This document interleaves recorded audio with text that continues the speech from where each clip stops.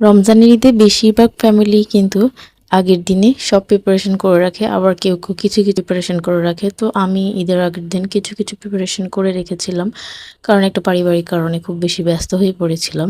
Free হয়ে ঈদের প্রস্তুতি নিয়ে নিলাম।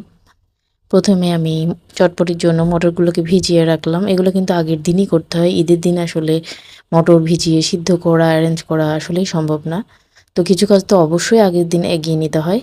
তো আমি মটরগুলোকে সিদ্ধ করে নিলাম, আর ডাবের পুডিং বানাবো তার জন্য ডাবটাকে কেটে পানি বের করে ভাঙিয়ে নিলাম। ভিতরে নরম শাঁস ছিল, সেগুলোও ছাড়িয়ে নিলাম।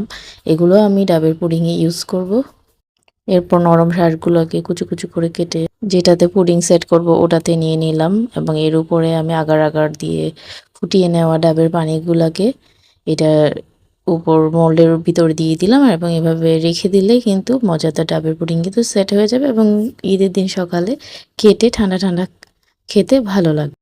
আমি কিছু কাজ ঈদের দিনের জন্য রেখে দিয়েছিলাম, যেটা আসলে বেশি ভুল করেছিলাম। ঈদের দিন কিন্তু খুব বেশি টায়ার্ড লাগে, সকালে উঠে গোসল রেডি হতে হতেই কিন্তু আসলে অনেকটা সময় চলে যায়। তো রান্নাতে সময় দেওয়াটা কষ্টকর হয়ে যায়। তারপরও আমি বেশিরভাগ কাজ করে রেখেছিলাম, ওই যে ভাত পোলাও এগুলো বাকি রেখেছিলাম। এদিকে আমি গরুর মাংসগুলোকে মশলা মাখিয়ে কিছুক্ষণ রেখে দিয়েছিলাম। এরপর চুলাতে বসিয়ে কিছুক্ষণ কষিয়ে নিয়েছি, মানে পুরোপুরি সিদ্ধ করিনি, আধা সিদ্ধ করে কষানো অবস্থায় ফ্রিজে রেখে দিয়েছিলাম। আর এদিকে সিদ্ধ করা চটপটিতে আমি বাগার দিচ্ছিলাম।